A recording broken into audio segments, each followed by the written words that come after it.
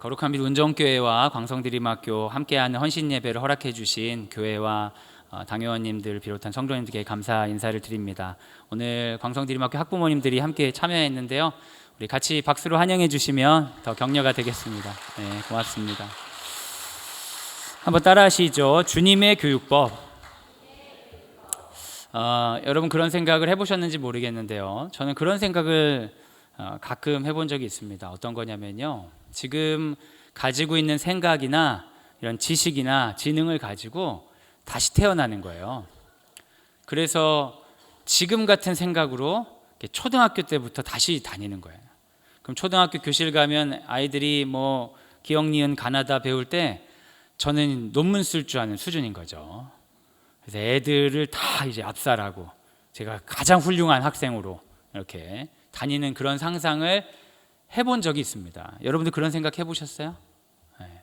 그런 걸 다들 생각하는 줄 알았는데 저만 그랬나 봐요. 근데 여러분 그런 생각을 해봐도 아무 소용이 없습니다. 왜냐하면 그런 일은 없기 때문이죠. 너무나 유감스럽게도 하나님께서는 우리를 이 땅에 보내실 때 아기로 보내십니다. 아무것도 모르고 보호가 필요한 상태로 보내시는 것입니다. 좀 유감스러운 건 있어요. 좀 더 잘 만드셔서 보내주신다면, 좀 더 실수하지 않게 보내주신다면 살면서 후회할 일도 적고 선택할 때 더 담대하게 선택할 수 있을 텐데, 아기로 보내주시니까 살면서 실패하고 실수하면서 배워야 되는 게 너무나 많은 것이죠. 저는 여기서 하나님께서 우리를 창조하셨다고 믿는 순간 하나님께서 창조하신 또 다른 것을 알게 된다고 깨닫게 되었습니다. 그건 바로 교육입니다. 하나님께서 교육을 창조하셨다고 우리가 신앙 고백할 수 있는 이유는 하나님께서 우리를 아기로 보내셨기 때문이죠. 우리 중에 어느 누구도 교육받지 않고는 살아갈 수 있는 사람이 없습니다. 그러니까 당연히 하나님이 우리를 창조하셨다고 믿는 사람들은 하나님께 뭐에 관해 물어야겠어요? 교육에 관해 물어야 하는 것이에요. 하나님, 어떻게 제가 교육받고 성장해야 됩니까? 하나님, 어떻게 내가 나의 자녀와 다음 세대들을 가르쳐야 됩니까? 당연히 이렇게 물어야 되는 것이 상식인 것이죠. 그럼에도 불구하고 많은 성도들은 교육에 관해 하나님께 묻지 않습니다. 왜 묻지 않냐면 묻기 전에 이미 세상에 너무나 선명한 교육에 대한 정답들이 많기 때문이에요. 여러분 아이를 임신하고 배가 이렇게 커질 무렵 정도만 돼도 수많은 정보들이 어머니들에게는 들려옵니다. 태교는 이렇게 해야 되고 무슨 음악을 들려줘야 되고 운동은 뭘 해야 되고, 아직 하나님께 묻지도 않았는데 교육에 관한 초보인 우리 초보 부모들에게 많은 교육 전문가들이 접근을 하는 것이에요. 그래서 아이를 낳으면 또 어떻습니까? 어린애들은 몇 개월에는 뭘 할 것이고, 언제는 뭘 배워야 되고, 언제부터 학습지를 시작해야 되고, 배밀이는 언제 해야 되고, 우리가 궁금하지 않은데 그냥 교육에 대한 정보들이 마구 쏟아지는 거예요. 그러니까 우리도 모르게 하나님께 교육에 관해 물을 시간이 없는 거예요. 초등학생이 되고 중고등학생이 되고 대학생이 되고 성인이 되고 이미 성장해버린 내 자신도 여전히 하나님께서 원하시는 교육의 방향이 있음에도 불구하고 지금도 묻지 않고, 압도적인 세상의 교육의 방법, 이미 이렇게 살아야 된다고 했던 방법을 답습하느라 하나님의 음성이 교육에 있는지조차 인식하지 못하고 사는 사람들이 우리 가운데 참으로 많습니다. 사랑하는 여러분 교육에 관해 주님께 묻고 사십니까? 하나님 어떻게 길러야 됩니까? 그렇게 물으신 적이 있으세요? 주로 어떨 때 물으셨어요? 애들 말 안 들을 때? 이제 힘들 때, 그렇죠? 그게 문제인 거예요. 하나님은 힘들 때 어떻게 해야 되는 답만 있으신 분이 아니라 교육 자체에 관해 하실 이야기가 너무나 많은 거예요. 왜냐하면 우리를 아기로 창조하셨기 때문에, 그리고 우리를 어른들로부터 교육하도록 창조하셨기 때문입니다. 그런데 우리는 교육에 관해 거의 묻지 않고 아주 힘들 때만 물어요. 그러니까 하나님이 우리에게 해주시는 음성을 거의 듣지 못하는 것이죠. 저는 오늘 말씀을 준비하면서 주님께서 교육에 관해 뭐라고 이야기하시는지를 좀 정리해서 설교로 이제 전해야겠다라는 생각을 했습니다. 그래서 이 주제를 가지고 성경을 연구하는 방법은 성경에 나와 있는 인물 중에 한 명의 생애를 조금 깊게 들어가 보는 거예요. 그 사람을 하나님께서 어떻게 인도하셨는지를 바라보므로 하나님이 우리가 어떻게 성장하기를 원하시는지를 유추해 보려고 합니다. 그런 마음으로 제가 설교를 준비는 했어요. 그래서 이제 우리 목사님 중에 주보 준비해 주시는 분에게 주님의 교육법 해가지고 제목을 탁 보냈어요. 그리고 성경 연구를 하는데 주님의 교육법이 제가 느끼기에 그렇게 선명하게 나오지는 않았어요. 그래서 설교가 조금 이제 제가 자신이 없습니다. 너무 제목을 빨리 정했다.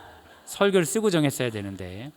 그래서 저는 주님의 교육법에 관해 여러분에게 정확하게 말씀드릴 수는 없을 것 같지만 우리가 교육을 바라보는 어떠한 관점, 하나님이 기뻐하시는 태도 정도는 오늘 함께 나눌 수 있지 않을까 싶어요. 그래서 이제 인물을 정해야 되는데 제가 정한 인물은 이러한 조건이 있었으면 좋겠다고 생각했어요. 먼저는 출생이나 가진 게 좀 불우했으면 좋겠다고 생각했어요. 왜냐하면 처음부터 너무 잘난 사람이 잘 쓰임 받았다 그러면 좀 이렇게 도움이 안 되잖아요. 좀 재수 없기도 하고 남의 얘기 같잖아요. 그러니까 출생은 아주 어려웠는데 나중엔 잘 되고 성공하고 쓰임 받고 이런 사람을 해야 이게 듣는 우리도 좋고 기분이 좋아지잖아요. 그래서 제가 찾다가 적당한 사람을 발견했습니다. 그 사람은 바로 출애굽의 영웅 선지자 모세입니다. 한번 따라해 주시죠. 모세. 여러분 모세의 출생에 대해 알고 계시죠? 모세는 이집트에서 노예의 자녀로 태어났습니다. 아주 비루한 출생이 아닐 수가 없어요. 하지만 출애굽하는 백성들을 끝까지 인도한 굉장히 멋지게 쓰임받은 사람이었거든요. 하나님이 모세를 어떻게 성장시키시고 어떻게 쓰셨는지를 바라보면서 하나님께서 우리를 향해 원하시는 교육이 무엇인지 발견하는 시간이 되기를 소원합니다. 주님의 교육법을 배워 불안한 미래와 염려 가운데 자유를 찾고 담대하게 살아가는 우리가 되길 예수님의 이름으로 소원합니다.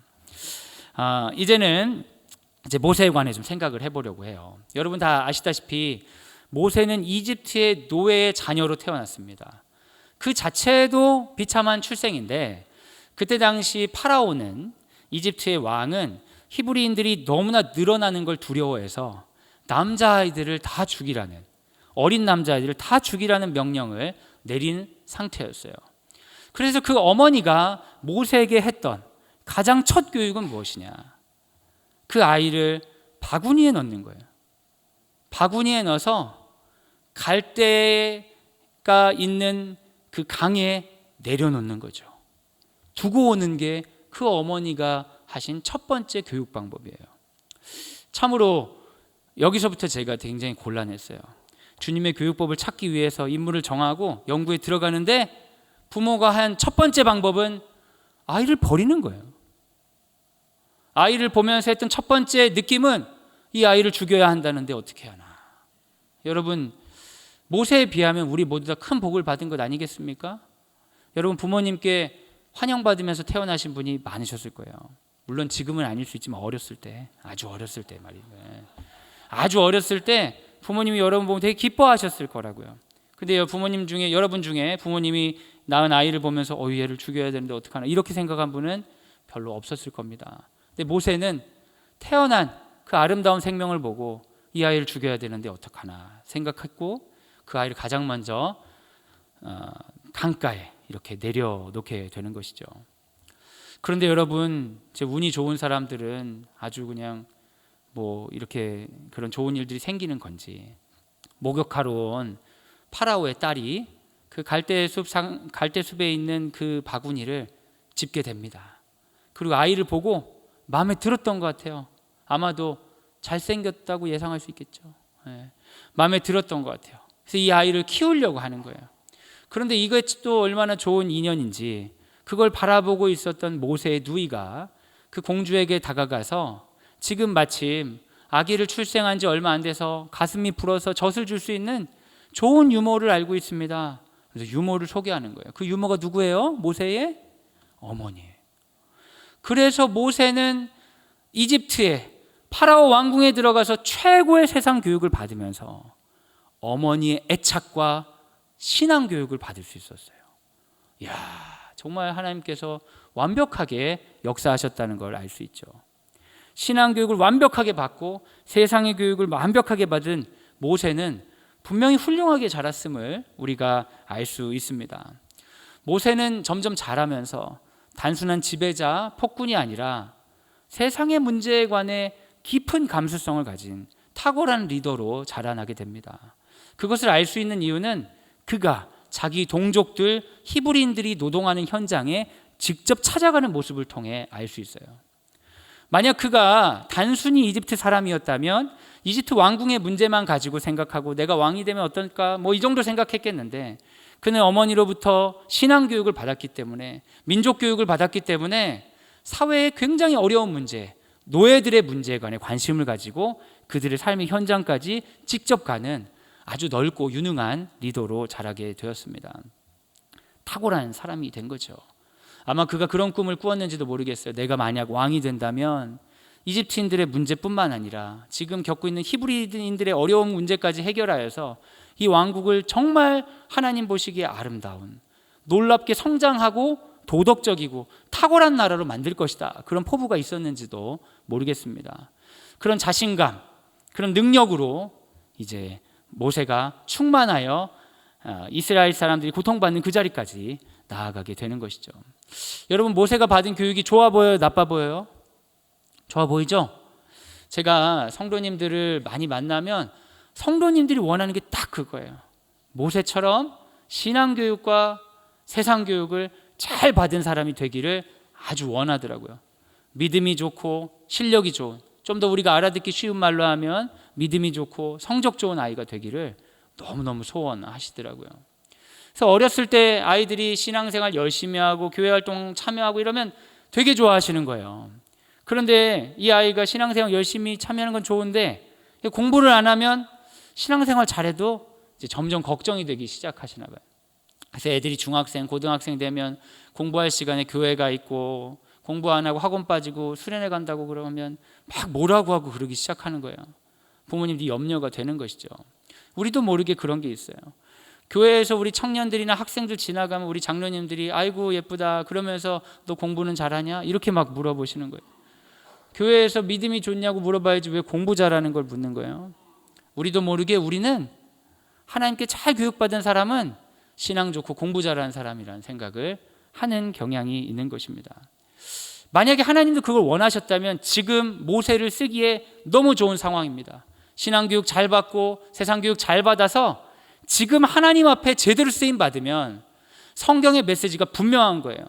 자녀가 태어난다면, 아니면 당신이 교육을 받을 거라면 신앙교육과 실력의 교육을 철저히 받아야 됩니다 라는 메시지가 되는 거예요.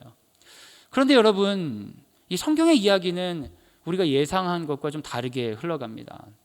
그렇게 완벽한 교육을 받아 보인 모세가, 사회적인 문제에도 관심 많은 모세가 선한 의도를 가지고 자기 동족들이 노동하는 그 현장에 갔을 때 그가 배운 교육이 드러나는 것이 아니라 그의 안에 연약함이 드러난 사건이 일어납니다.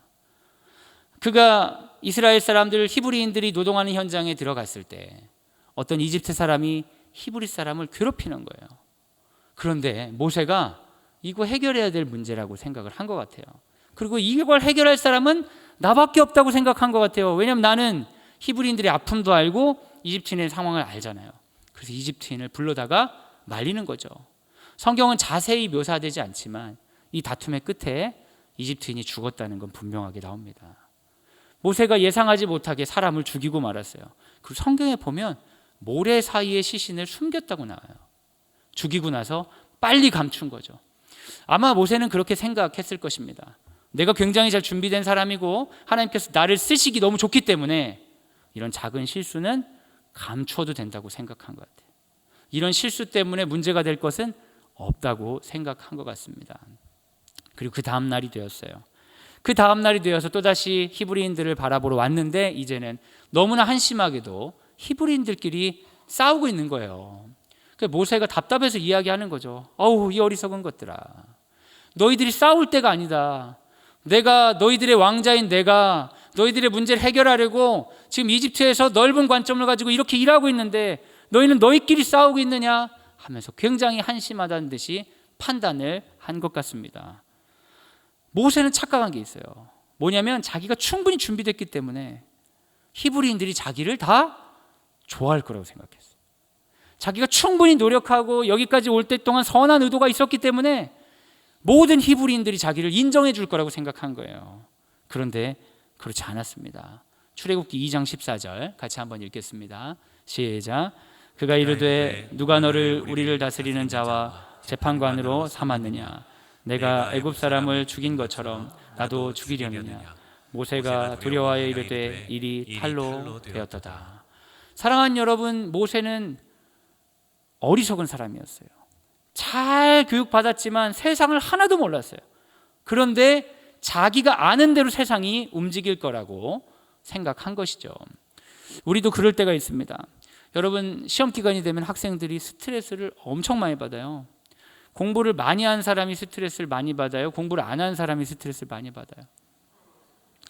성격이 예민한 애들이 스트레스를 많이 받아요. 근데 여러분, 스트레스를 애들이 엄청 받으면 어떤 생각을 하냐면 내가 이 시험 기간에 너무 힘들었기 때문에 당연히 성적이 올라야 된다고 생각하는 거예요. 말도 안 되는 생각이에요. 여러분, 성적은 스트레스 많이 받은 사람이 오르는 거예요? 공부 많이 한 사람이 오르는 거예요? 공부 많이 한 사람이. 이렇게 우리가 상식적인데 공부는 안 하면서 시험 기간 내내 스트레스 받고 이랬던 애들이 성적이 떨어지면 세상이 날 배신했다며, 어떻게 이럴 수 있다며 막 이런 생각을 하는 거예요.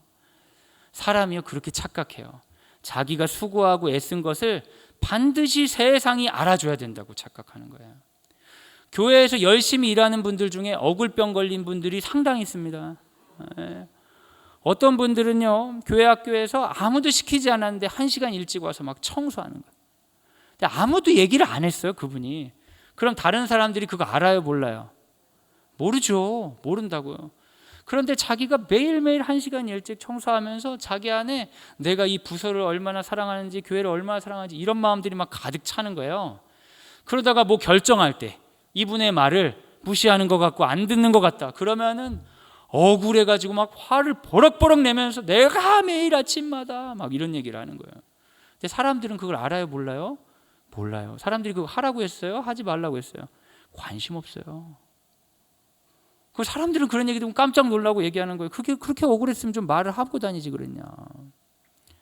내가 마음을 쓰면 세상이 움직여야 된다 생각해요. 그런데 여러분, 그건 굉장히 유아기적인 퇴행이에요. 우리가 태어나서 아기로 태어나면요, 울잖아요. 아기가 울면은 어떤 일이 벌어져요? 애기가 막 배고파 하면서 막 벌떡 일어나가지고 엄마 가슴으로 달려가서 막 젖을 먹는 아기 있습니까? 아기가 오줌 똥 지리고 나서 갑자기 기저귀를 풀고 막 새 기저귀를 입는 아이가 있어요? 그런 아이가 있다면 정말 무섭겠죠, 여러분. 애가 하는 건 우는 일밖에 없어요. 그냥 울어. 으악! 울면은 나도 모르겠는데 따뜻하고 음식이 가득 담긴 가슴이 나에게 다가와서 젖을 주는 거예요. 아기는 그냥 울어요. 막 으악! 우는데 어떤 손이 다가와서 축축하고 불편한 기저귀를 갈아주는 거예요. 아기 때는요, 화내고 울면 세상이 돌아가는 줄 알아요. 그러다가 점점 자라면서 내가 아무리 마음을 쓴다고 해서 세상이 돌아가는 게 아니라 세상을 향해 한 걸음씩 나아가야 세상이 움직이는구나 깨닫게 되는 게 어른이 되는 것이고 진리를 발견하는 거예요. 그런데 아직도 어리석은 우리들은 내가 마음을 쓰고 많이 힘들었기 때문에 이 세계가 변경돼야 된다고 생각하는 거예요. 모세도 마찬가지예요. 신앙교육 잘 받았고 세상교육 잘 받았어요. 그래도 이 사람은 세상 아무것도 모르는 그냥 청년에 불과해요. 그런데 자기가 대단한 줄 알고 이 세계가 자기를 향해 응답해야 된다고 생각했죠. 왜냐하면 나는 너무 선한 의도를 가지고 너무 애쓰면서 살았기 때문입니다. 히브리 사람들은 모세가 그런 생각하는지 몰라요. 히브리 사람들 눈에 비친 모세는 이집트 사람 같은 게 거슬렁거슬렁 오더니 자기 동족 이집트인 한 명 죽이고, 오늘은 우리 동족들에게 간섭하더니 우리 중에 한 명 죽이려고 하는구나. 사이코패스. 히브리인들이 보기에 모세는 그런 사람이 아닙니다. 여러분, 학생들 중에 가장 자퇴를 많이 하는 학년이 어느 학년인지 아세요? 우리 어머니들 제 설교를 한번 들어가지고 정답을 아실 것 같은데, 고등학교 1학년 아이들이 자퇴를 제일 많이 합니다. 왜 자퇴를 많이 하냐면 중학교 때하고 고등학교 때하고 성적을 산출하는 방식이 바뀌기 때문입니다. 중학교 때는 절대평가를 합니다. 90점 이상이면 A, 80점 이상이면 B, 70점 이상이면 C, 이렇게 절대평가를 해요. 그래서 학교에서 A 정도 받는 애들이 몇 퍼센트 정도 되냐? 대략 30% 정도 돼요. 근데 A 정도 자기가 받았다 그러면 이 친구는 자기가 공부를 잘한다 생각하겠어요? 못한다고 생각하겠어요? 엄청 잘한다고 생각하는 거예요. 근데 퍼센테이지로 하면 30%, 그리고 학군이 좀 빡빡한 곳은 40%, 50%까지 A를 맞는 학교도 있어요. 그러니까 A가 곧 공부를 엄청 잘한다는 의미는 아니에요. 우리 중학교 학부모님들 중에 우리 아이는 A가 없던데 너무 절망하지 마세요. 하나님은 다양하게 만드셨잖아요, 아이들을. 근데 이게 A를 맞던 애들이 고등학교를 가는 순간 어떤 걸 기대하냐면 내가 자연스럽게 1등급이 나올 거라고 생각해요.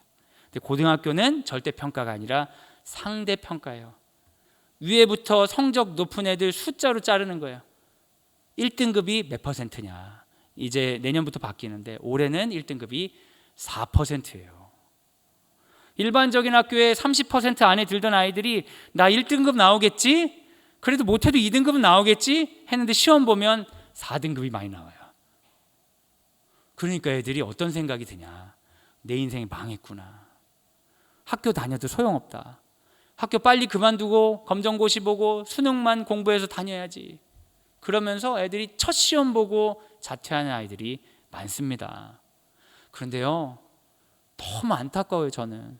왜냐하면 그 아이의 성적이 떨어진 게 아니에요. 원래 그 성적이었던 거예요. 고등학교 공부가 어려워져서 그런 거지 원래 그 성적이었어요. 그런데 그 아이들을 너무나 아프게 했던 건 뭐냐? 몰랐던 현실이 다가오는 게 너무 힘든 것이요. 모세도 그랬던 겁니다. 자기가 이렇게 신앙교육 잘 받고 자기가 세상교육 잘 받으면 세상의 모든 것들을 다 통제할 수 있는 존재가 될 거라고 생각한 거예요. 그런데 세상은 그렇지 않았죠. 그래서 모세는 그곳으로부터 벗어납니다. 왕자의 모습을 완전히 벗어버리고 범죄자가 되고요. 범죄자인 자기 자신을 감추기 위해서 은둔자가 됩니다. 미디안이란 자기를 전혀 알지 못한 곳까지 가서 그곳에 있는 목자들, 양치기들을 도와주며 사는 노인이 되곤 합니다. 사랑하는 여러분, 우리는 여기서 주님의 교육에 관해 굉장히 중요한 질문을 해야 됩니다. 많은 교인들은 단순하게 신앙 좋고 성적 좋은 아이들이 하나님께서 기뻐하시는 가장 잘 쓰임받을 사람이라고 생각하지만 하나님은 신앙 좋고 성적 좋은 사람 쓴다고 얘기한 적이 있어요, 없어요? 없어요. 없어요. 여러분이 생각하는 그 생각은 주님으로부터 받은 주님의 교육법이 아니라 이 세상의 교육법이에요. 그리고 이 교회의 문화의 교육법이죠. 주님의 말씀 가운데서는 내가 보니까 모세가 왕자로 있을 때 가장 쓰임받기 좋으니까 왕자로 있을 때 쓰겠다 하신 적이 없어요. 그렇게 모세는 미디안의 목자가 됩니다. 그런데 여러분, 이 이야기는 어디서부터 돌아가야 되냐면 가장 처음으로 돌아가야 돼요. 모세는 자기 인생이 굉장히 실패했다고 생각하고 자기 자신을 감추면서 미디안을 떠났지만 이 이야기의 처음은 너무나 우리를 놀라게 하는 거예요. 여러분, 제일 처음 생각해 보세요. 모세는 원래 어디 있던 사람이에요. 어머니가 모세를 어디다 두었어요? 물에다가 버려둔 존재예요. 그러니까 사실은 모세의 인생은 가장 첫 인생의 시작은 죽음입니다.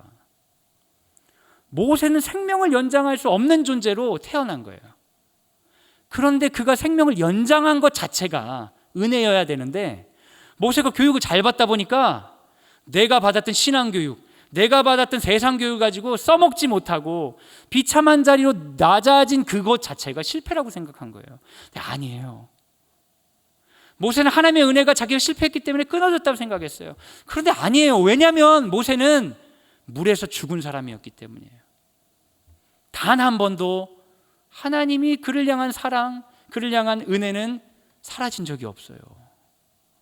죽을 인생을 지금까지 연장시켜 준 거죠.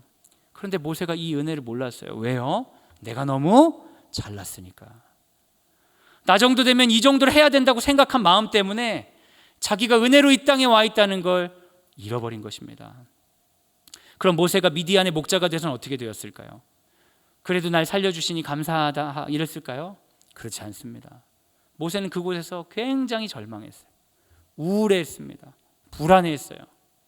이제는 모세는 전혀 믿지 않아요. 어떤 걸 믿지 않냐면, 전에는 내가 뭐든지 할 수 있다고 생각하고 교만했는데 이제는 아무것도 할 수 없다고 생각해요. 내가 할 수 있는 건 하나도 없고 하나님께 쓰임받은 건 하나도 없다고 생각해요. 모세는 왕자였을 때는 왕자였기 때문에 은혜를 누리지 못하고, 목자일 때는 목자이기 때문에 은혜를 발견하지 못해요. 그러나 하나님의 은혜는 끊어진 적이 한 번도 없어요. 근데 모세가 전혀 은혜를 발견하지 못하니까 하나님이 모세에게 다가오시는 거예요.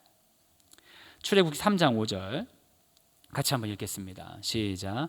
하나님이 이르시되 이리로 가까이 오지 말라. 내가 선 곳은 거룩한 땅이니 네 발에서 신을 벗으라. 하나님께서 목자인 모세를 부르셨습니다. 불타는 떨기 나무 가운데 말씀하셨어요. 그런데 하나님이 말씀하신 내용은 뭐냐? 다른 거 아니에요. 너의 신을 벗으라. 여러분, 신발은 무엇을 상징합니까? 그 사람의 신분, 그 사람이 걸어온 길.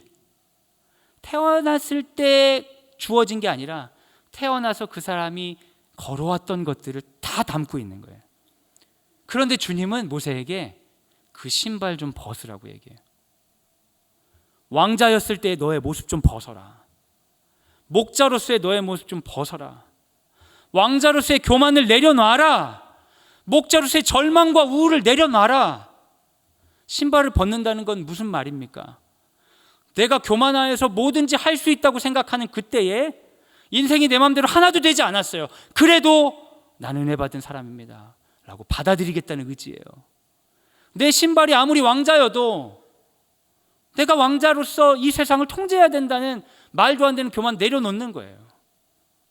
신발을 벗는다는 것은 어떤 의미입니까? 내가 이 초라한 목자의 신발을 가지고 있어서 아무것도 할 수 없다고 생각하는데 주님이 아니다, 내가 너를 쓰겠다, 가라 하면 그 초라한 신발을 벗어두고 주님 음성 듣고 가겠다는 거예요. 교만하니까 내 마음대로 하겠다는 것도 아니고, 절망하기 때문에 아무것도 안 하겠다는 게 아니라 신발을 벗고 당신이 원하시는 것을 잘 들을 존재가 되겠다고 선포하는 것이 신발을 벗는 거예요. 주님이 요구하십니다. 왕자의 길을 걸었던 모세, 목자의 길을 걸었던 모세, 그에게 신발을 벗으라고 요구하십니다. 모세가 신발을 벗습니다. 신발을 벗고 쓰니까 주님이 모세에게 드디어 할 말을 하시는 거예요. 너무 역설적이지 않습니까? 왕자였을 때 말씀해 주셨으면 얼마나 좋겠어요. 얼마나 효율적으로 해결이 됐겠어요. 그런데 주님이 원하는 교육은 좀 다른 거예요. 출애굽기 3장 6절부터 10절 좀 기는데요, 여기서 나는 이런 하나님이 자기를 지칭하는 것을 중심으로 같이 한번 읽어주세요. 함께 읽겠습니다. 시작. 또 이르시되 나는 내 조상의 하나님이니 아브라함의 하나님, 이삭의 하나님, 야곱의 하나님이니라. 모세가 하나님 배웠기를 두려워하여 얼굴을 가리매 여호와께서 이르시되 내가 애굽에 있는 내 백성의 고통을 분명히 보고 그들이 그들의 감독자로 말미암아 부르짖음을 듣고 그 근심을 알고 내가 내려가서 그들을 애굽인의 손에서 건져내고 그들을 그 땅에서 인도하여 아름답고 광대한 땅, 젖과 꿀이 흐르는 땅, 곧 가나안 족속, 헷 족속, 아모리 족속, 브리스 족속, 히위 족속, 여부스 족속의 지방에 데려가려 하노라. 이제 가라. 이스라엘 자손의 부르짖음이 내게 달하고 애굽 사람이 그들을 괴롭히는 학대도 내가 보았으니 이제 내가 너를 바로에게 보내어 너에게 내 백성 이스라엘 자손을 애굽에서 인도하여 내게 하리라. 아멘. 주님께서 모세를 불러가지고 하는 얘기는 다 자기 얘기예요. 모세 얘기를 안 하고 하나님 자기 얘기밖에 안 해요. 내가 이스라엘 백성을 들었는데 내가 그들을 구원하기로 결정했어. 그래서 내가 그들을 돌볼 거야. 그래, 모세에겐 딱 10절 하나만 하는 거예요. 그런데 네가 좀 가서 해. 보니까 모세가 이제 하나님께 쓰임받을 준비가 된 거예요. 자기 신발을 벗을 때가 된 거거든요. 근데 여기서 중요한 건 모세가 어떤 사람인가가 아니에요. 누가 중요하냐? 내가 라고 말씀하시는 하나님이 중요해지는 거예요. 그러니까 계속 하나님이 나는 이럴 거야. 너는 그냥 가. 이렇게 얘기하는 거죠. 그런데 여러분, 거기에 대해 모세가 뭐라고 이야기하는지 아십니까? 신발을 벗은 모세가 11절 같이 한번 읽겠습니다. 시작. 모세가 하나님께 아뢰되 내가 누구이기에 바로에게 가며 이스라엘 자손을 애굽에서 인도하여 내리까. 하나님이 얘기했어요. 내가 그들의 아픔을 보았고 내가 그들을 구원할 거고 내가 할 거고 내가 할 거고 내가 할 거고 내가 할 거고 하는데 넌 좀 가라. 그랬더니 그 얘기 잘 듣는 척하고 있다가 모세가 눈을 딱 뜨고 하는 말이, 하나님, 내가 누군데 그런 일을 해요? 여러분, 이 대화가 어떤 상황인지 아시겠어요? 하나님은 모세가 누구인지가 중요하지가 않아요. 내가 이 일을 하겠다는 게 중요한 거예요. 하나님이 하시겠다는 게 중요한 거예요. 그런데 모세는 하나님의 음성에 따라 자기 신발은 벗었지만 정말 마음으로 신발을 내려놓지 못한 거예요. 하나님이 그렇게 한참 동안 얘기했는데 짧게 딱 대답하는 거예요. 내가 누군데요? 하나님, 저 실패한 왕자예요. 범죄자예요. 은둔하고 있는 사람이에요. 미디안의 목자예요. 내가 그런 사람이에요. 하나님 일 못해요. 그랬더니 주님이 또 얘기하는 거예요. 지금 많아서 안 읽는데 주님이 내가 할 거고 내가 뭘 할 거고 내가 하고 내가 예배를 드리고 막 얘기를 하는 거예요. 그럼 또 얘기해요, 모세가. 아니요, 하나님, 저 말도 못하고요. 내가 이런 사람이고요. 내가 이렇다고요. 그럼 또 하나님, 내가 할 거 내가 이런 얘기가 뒤에 이어집니다. 하나님이 모세에게 요구하시는 게 있어요. 그건 바로 뭐냐면, 모세야, 너 좀만 더 노력하면 왕자가 아니라 왕도 될 수 있어. 응? 좀만 더 노력하면 4등급이 아니라 3등급, 2등급, 1등급도 될 수 있어. 이를 악물고 버텨내. 가능성이 있어. 하나님이 그렇게 얘기하지 않으시고 하나님은 오히려 거꾸로 얘기하는 거예요. 네 신발 벗어. 내가 일하게 네 신발 좀 벗어. 너의 삶의 모든 궤적을 가지고 난 일할 수 있어. 네가 중요한 게 아니라 내가 중요해. 그런데 모세는 그 말을 알아듣지 못하고, 이왕이면 내가 왕자일 때 이렇게 하시지 그랬어요. 내가 어떤 사람인데요. 주님이 하시는 교육은 사실 이거밖에 없어요. 신발을 계속 벗게 하는 거죠. 왜 그렇게 신발을 벗기시는 거예요? 순종하게 하시려고. 모세를 쓰고 싶으셔서 그러는 것이죠. 오래된 우울증으로 힘들어하는 학생이 저에게 그렇게 고백한 적이 있어요. 목사님, 저는 세상에 나가기가 너무 무서워요. 실패하기 싫어요. 그냥 모른 척하고 싶어요. 그런데 여러분, 그 학생이 처음부터 그랬던 것은 아닙니다. 그 아이는 원래 최선을 다하던 아이였어요. 최선을 다해서 부모의 기쁨이 되고 싶었어요. 그런데 청소년기가 되면서 성적이 나오고 그러면서 내가 아무리 노력해도 우리 부모님의 기쁨이 될 수 없겠구나, 이렇게 생각하고 깊은 우울증에 들어갔어요. 저랑 오랫동안 상담하면서 그 친구는 그런 얘기를 했어요. 목사님, 저는요, 제가 싫어요. 아무리 노력해도 부모님을 채울 수가 없잖아요. 저는 그렇게 얘기했어요. 네 삶을 살으라고. 어떻게 보면 주님은 우리에게 그런 요구를 하시는 것 같아요. 신발을 벗으라는 건 세상의 수많은 이야기들 가운데 그것 때문에 멈춰 있었던 하나님 기뻐하신 행동을 다시 시작하라는 메시지인 줄 있습니다. 그래서 결국 주님은 이 한마디로 모세를 설득하려고 하십니다. 우리 12절 같이 한번 읽겠습니다. 시작. 하나님이 이르시되 내가 반드시 너와 함께 있으리라. 내가 그 백성을 애굽에서 인도하여 낸 후에 너희가 이 산에서 하나님을 섬기리니 이것이 내가 너를 보낸 증거니라. 모세야, 네가 누구인지 염려하지 마. 왜냐하면 내가 너와 함께 할 거니까. 네가 원하는 삶의 궤적을 성취하지 못할 수는 있어. 그런데 내가 원하는 삶의 모습을 넌 살아갈 수 있어. 내가 너와 함께 할 거니까 이거 믿고 가자 하시는 거죠. 결국 모세가 순종하여 주님을 따랐을 때 사람들은 모세의 일을 통해 모세 자신이 어떤 사람인지를 보는 게 아니라 하나님이 어떤 분인지를 발견하게 되었습니다. 출애굽기 7장 5절입니다. 같이 한번 읽겠습니다. 시작. 내가 내 손을 애굽 위에 펴서 이스라엘 자손을 그 땅에 인도하여 낼 때에 애굽 사람이 나를 여호와인 줄 알리라 하시매. 아멘. 사랑하는 여러분, 주님의 일은요, 나를 알리는 일이 아니라 여호와가 어떤 분인지를 알리는 일이에요. 그러니까 내가 사실 안 중요해요. 우리 중에 그런 생각하시는 분들 있죠. 내가 잘해야 하나님의 영광을 돌린다고요. 내가 잘한다는 건 신발을 벗고 잘 순종하는 거예요.